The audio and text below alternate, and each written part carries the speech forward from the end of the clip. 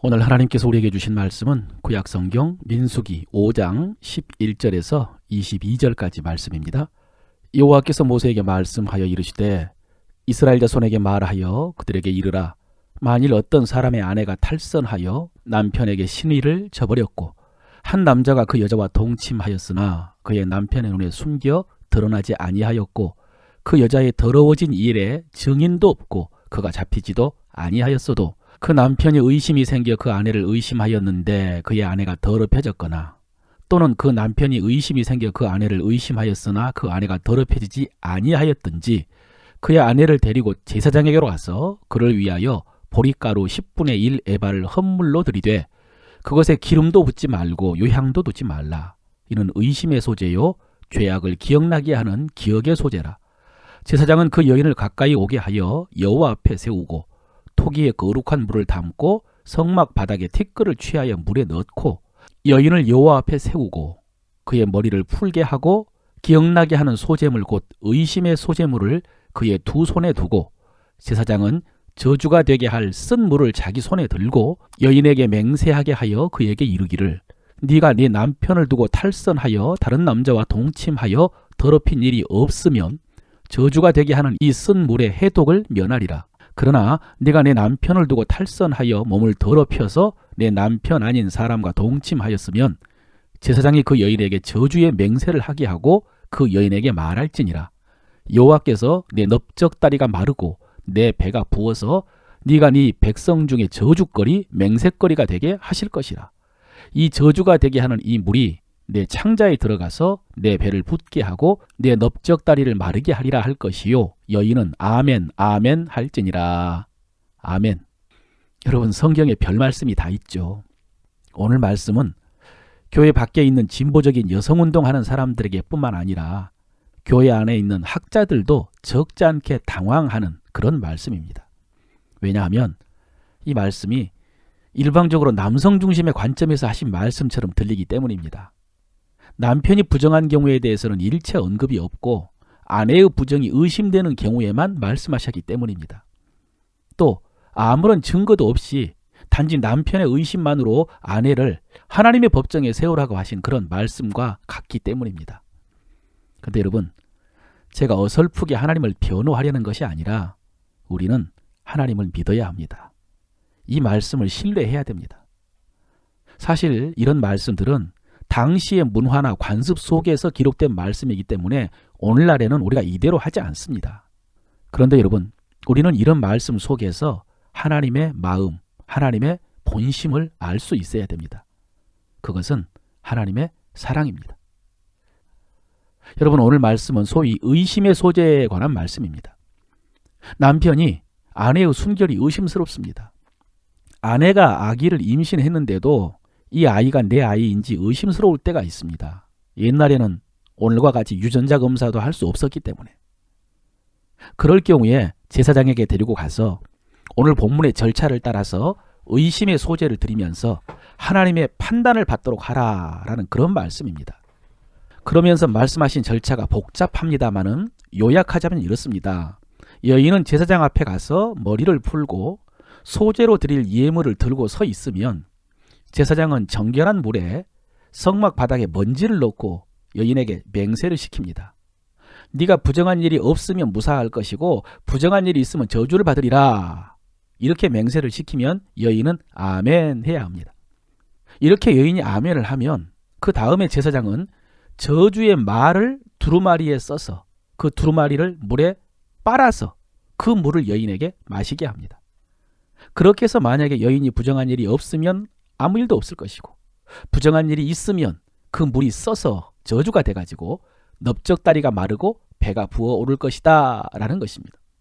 그래도 이상이 없으면 그 다음에 제사장은 여인이 들고 있던 소재물을 하나님 앞에서 불살라 제사를 드린 후에 여인에게 다시 저주의 물을 마시게 합니다. 그렇게 해서 만일 여인이 부정한 일이 없으면 아무 일도 없을 것이고 부정한 일이 있으면 역시 넓적다리가 마르고 배가 불어오를 것이다. 그래서 그 여인은 백성들 가운데 저주거리가 될 것이다 라고 말씀하셨습니다. 그러나 이렇게 해서도 부정하지 않다고 인정을 받으면 해를 받지 않고 임신하게 될 것이다 라고 하셨습니다. 여러분 어떻습니까? 여인에게 많이 부당하게 느껴지십니까? 그런데 여러분, 관점을 약간만 바꿔서 생각해 보십시오. 율법에 의하면 남자가 되었든지 여자가 되었든지 성적으로 부정한 것이 드러났으면 둘 다 죽습니다. 둘 다 돌로 쳐서 죽이라고 하였습니다. 그런데 오늘 이 경우는 드러나지 않는 경우입니다. 드러나지 않았다는 것은 두 가지인데, 하나는 아내가 간음을 했는데 드러나지 않는 경우고요. 숨겨진 경우죠. 또 하나는 간음하지 않는 경우입니다. 그런데도 남편이 의심을 하는 것입니다. 의처증이라고 하죠. 여러분, 저도 목회하면서 의처증, 의부증 환자를 만나보았는데요. 정말로 심각합니다. 이건 정신질환 중에서도 중증입니다. 여러분도 아시겠지만 의처증, 의부증 이런 경우에 의심하는 본인이 더 힘들까요?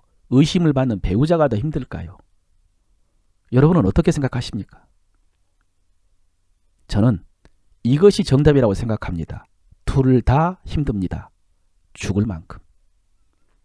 둘 다 힘들다는 것도 정답이고 죽을 만큼 힘들다는 것도 정답이라고 생각합니다. 그렇게 힘든 것이 의처증, 의부증입니다. 그런데 오늘 의심의 소재는 거기에서 벗어날 수 있게 하는 하나님의 방법입니다. 그 전에 먼저 여러분, 만약 이 아내가 부정을 했다면, 그런데 처음에 전제한 것처럼 남편도 몰랐고 간음했다는 증거도 없고 잡히지 않았다고 해도요, 여러분, 이 의심의 소재를 통해서 하나님께서 그 죄를 드러낸다고 하십니다. 여러분, 우리는 먼저 이 말씀 앞에서 경계를 받아야 됩니다. 우리는 이렇게 조사하는 절차를 거쳐서 드러나고 저주거리가 되는 것을 두려워하는 게 아니고, 모든 죄는 사람들 앞에서 숨길 수는 있어도 하나님 앞에서는 숨겨줄 수 없다는 것을 알아야 하고 우리가 그것을 믿어야 합니다. 또 제사장이 시켜서 저주의 물을 마시고 아멘 하는 것이 아니라 우리가 스스로 먼저 아멘 해야 됩니다. 죄를 지으면 저주를 받을 것이다 라고 하는 그런 믿음이 있어야 되고, 이런 두려움이 있어야 됩니다. 사랑하는 성도 여러분, 지난 연말에 느헤미야서를 묵상하면서 백성들이 저주로 맹세한 모습을 보았는데요. 우리도 하나님 앞에 고범죄를 지으면 저주를 자처하겠다라는 그런 각오를 하시기를 바랍니다. 어제 주일에 주신 말씀 중에 죄가 우리의 믿음의 경주를 방해한다라고 했는데, 이렇게 죄를 지으면 저주를 받겠다는 각오로 피 흘리기까지 죄와 싸우시기를 바랍니다. 대신 이제 관점을 바꿔서요, 만약에 간음한 적이 없는 여인이 이런 일을 당한다면 어떨까요? 제사장 앞에 가서 3번이나 저주의 물을 마셔야 한다면, 한편으로 생각하면 억울하고 부당할 것 같지만, 여러분, 앞에서 생각한 것처럼 근거도 없이 계속해서 남편의 의심에 시달려야 되는 여인을 생각해 보십시오. 자녀를 낳았는데 계속해서 자기 자녀가 아니라고 의심하는 남편을 생각해 보십시오. 그런 측면에서 이런 의심의 소재는 일방적이고 근거 없는 남편의 의심, 남자의 횡포로부터 여인을 구원해주는 장치인 셈입니다. 뿐만 아니라 아까 제가 의심하는 당사자가 더 괴로울까요? 의심받는 배우자가 더 괴로울까요? 라고 했는데 정답은 둘 다 죽을 만큼 괴롭다고 했죠. 그런데 오늘 의심의 소재는 의심한 당사자도 구원해 줄 수 있는 하나님의 장치가 될 수 있습니다. 여러분, 그렇지 않습니까? 아내가 하나님 앞에서 거짓말 테스트를 3번이나 통과한 셈인데, 이 정도 했으면은 의심을 거두고 신뢰하고 사랑을 회복할 수 있지 않겠습니까? 여러분, 오늘 인간적인 생각으로는 부당한 것 같은 이 의심의 소재법 속에 이런 하나님의 본심, 이런 하나님의 사랑이 들어 있었습니다. 대신 마지막으로 우리의 가정에는 오늘 본문에 나오는 이런 부정과 불신의 씨앗도 자리 잡지 않기를 바랍니다. 우리 가정은 하나님과 함께 거하는 가정이기 때문에 부정과 불신과 의심이 아니라 정결함과 사랑과 신뢰가 가득한 그런 하나님 나라 가정 이루는 여러분 되시기를 주의 이름으로 축원합니다.